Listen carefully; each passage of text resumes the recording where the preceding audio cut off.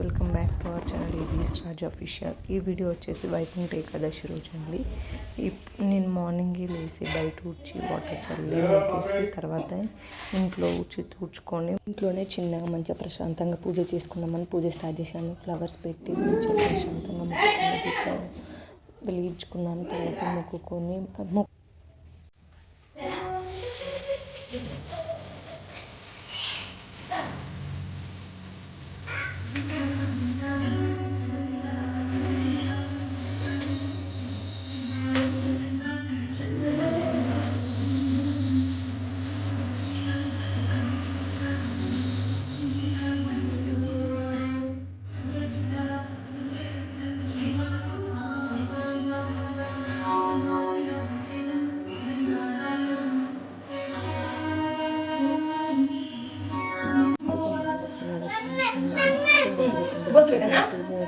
తీస్తుంది. అట్లా చిన్నగా నేను పూజ చేసుకున్నాను.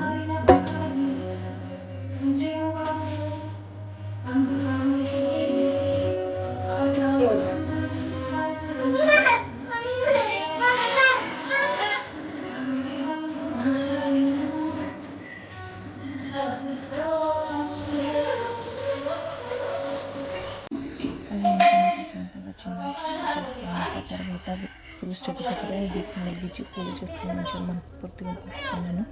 దాని తర్వాత అనుకోకుండా డ్యూటీ నుంచి ఇంటికి రావడంతో మేము అప్పటికప్పుడు టెంపుల్కి వెళ్దామని డిసైడ్ అయినా క్లిప్స్ కూడా యాడ్ చేస్తాను. అలా దానికి ముందు మా ఇంట్లో నేను పూజ ఎలా చేసుకున్నాను చిన్న చిన్న క్లిప్స్ యాడ్ చేశాను, చూడండి.